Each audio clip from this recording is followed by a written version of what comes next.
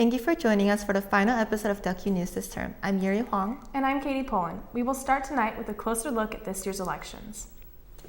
Due to the construction on the Matthew Knight Arena and Ford Alumni Center, more than 400 parking spaces have been eliminated, causing students and faculty to park far away from campus. This parking shortage has caused the University of Oregon to create a temporary parking solution at Peace Health, located on the corner of East 13th Avenue and Hilliard. For $25 a spot, the UO has rented out 150 spaces from the hospital's parking structure. The university does not expect to renew their lease for the 2011-2012 school year, as new long-term parking is currently under construction. On November 17th, the nonprofit organization Invisible Children spoke to University of Oregon students. Their presentation promoted awareness on the devastation in Uganda and described their mission to rebuild the war-torn country and provide education for young men and women in the country. Taylor Swift has been volunteering for Invisible Children since summer 2010. I got involved with Invisible Children while I was in college. I saw the original film, The Rough Cut, as part of a documentary filmmaking class. And after I saw that, it really inspired me that I could do something just like the three founders when they went to Uganda. Students in northern Uganda really need our help, that their communities have been destroyed by this war, and they needed the assistance and just the support of the privilege that we have naturally just growing up at a time of peace and with being in a developed country. For more information on Invisible Children or to make a donation, go to www.invisibleChildren.com. On November 17th, the administration passed the proposal to turn University of Oregon into a smoke-free campus. Eliza Collins has more. 2 years ago, the University of Oregon appointed a smoke-free task force to survey students and faculty on how they felt about the current campus smoking policy. 75% said they were bothered by smoke. There's a question of the right to have clean air, or just to have clean air on campus, or the ability to be able to smoke on campus. The University of Oregon became the first campus in the Pac-10 to go smoke-free. They may have to walk farther, they may have to walk by themselves. It creates a few more problems. Bakikio, a non-smoker, sees both sides of the issue. There are a lot of students, especially outside the library, when they're stressed out, and I know for a lot of students it's what gets them to their finals week.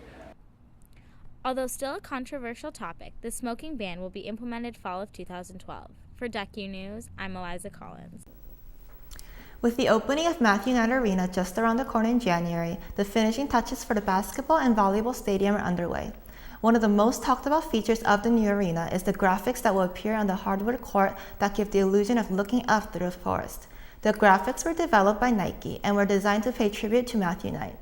Donor Pat Kilkenny and the Pacific Northwest, with over 2,500 man-hours spent on Kilkenny floor and over 2 miles of stenciling material, the court is sure to intimidate opposing teams.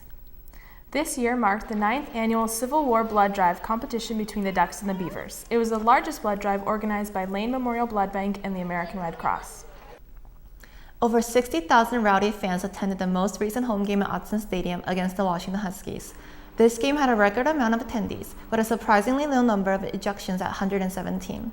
While this count may sound high, only the very first game of the season saw fewer students kicked out. Most ejections were a result of alcohol-related violations, but offenses ranged from criminal trespassing to disorderly conduct. Roughly a quarter of the people who were kicked out of the stadium on November 6th were booted because of unauthorized entry into the stadium. Some students got off with warnings, but others were less fortunate. 19 spectators were cited by the Eugene Police Department, or the OLCC.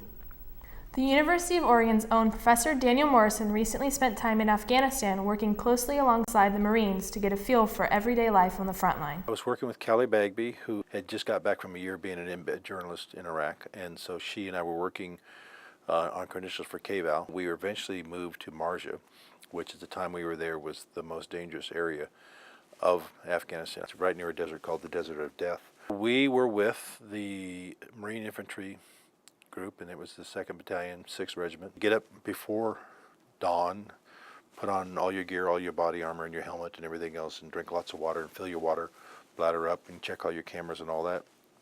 And then to go out on combat patrol, walk across fields and various things looking for Taliban, and you keep going until you find them. And then they ambush you, and then you have a big gun battle, and then after that's all over, you return to base.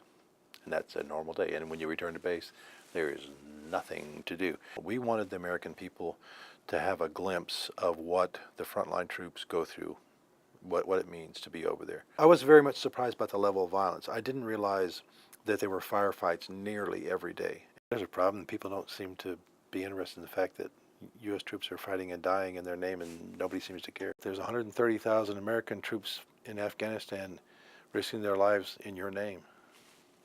That's all we have for tonight's episode of Duck U News. I'm Yuri Huang. And I'm Katie Pullen. Make sure to tune in next term for more Duck U News.